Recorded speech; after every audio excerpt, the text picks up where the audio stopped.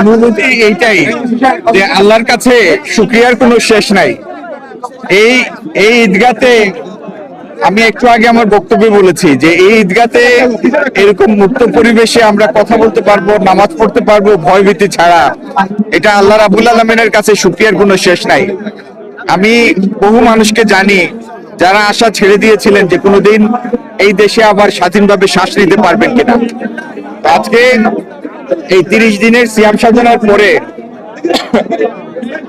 এই তো আত্মত্যাগের, আল্লাহ আত্মত্যাগের একটা মাধ্যম, একটা দৃষ্টান্ত সৃষ্টি করেছেন এই ত্যাগের মাস আমাদেরকে উপহার দিয়ে। 30 দিনের সিয়াম সাধনার পরে আজকের এই ঈদ সবার জন্য আনন্দে কাটুক, নিরাপদে কাটুক। আর আল্লাহ যেন আমাদের তৌফিক দেন, মানুষ আমাদের উপর যে আকাশ সম প্রত্যাশা স্থাপন করেছে, প্রত্যাশা পোষণ করে আমরা আমাদের সরকার প্রধান জনাব তারেক রহমান নেতৃত্বে মানুষের সেই আশা প্রত্যাশার সমর্থনের হক যেন আদায় করতে পারি, আল্লাহ যেন আমাদেরকে সেই তৌফিক দেন। এটুকুই কামনা দেশবাসীর কাছে যে এই দেশটাকে আমরা একটা শান্তির জনপদ হিসাবে প্রতিষ্ঠিত করব।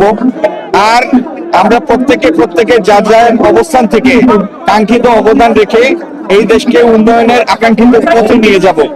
এটি সেই জন্য দেশবাসীর কাছে আমাদের আপনি তো নেওয়ার পরে রমজান পেয়ে গিয়েছিলেন, একটা চ্যালেঞ্জের মধ্যে গিয়েছেন, এখন আগামী সামনের সময়টুকু কেমন চ্যালেঞ্জ হবে আপনি বাণিজ্য মন্ত্রী হিসেবে? দেখেন, গত এক মাসে দ্রব্যমূল্য স্থিতিশীল ছিল, এটি কোনো কারো ব্যক্তিগত কৃতিত্ব না, আল্লাহর অপার মেহেরবানি। এবং আমরা সরকার হিসেবে আমরা চেষ্টা করেছি, আমাদের যারা ভোক্তা ছিলেন দেশের সাধারণ মানুষ তারাও শৃঙ্খলার পরিচয় দিয়েছেন, কোনো কারণে আতঙ্কিত হন নাই। এই যে শৃঙ্খলাবোধ, এই শৃঙ্খলাবোধ হচ্ছে স্থিতিশীলতার নিয়ামক একটি শর্ত, প্রাথমিক শর্ত। আর এই সরকারটি মানুষের ম্যান্ডেট প্রাপ্ত একটি সরকার। জনাব তারেক রহমানের নেতৃত্বে আমরা যে পরিস্থিতি আসুক, বৈশ্বিক যে চাপই আসুক, আমাদের প্রধান লক্ষ্য থাকবে এই দেশের মানুষ যেন তাদের ক্রয় ক্ষমতার মধ্যে দ্রব্যমূল্য থাকে, জীবনযাপন যেন সহনীয় থাকে, এটি হবে আমাদের প্রধানতম লক্ষ্য।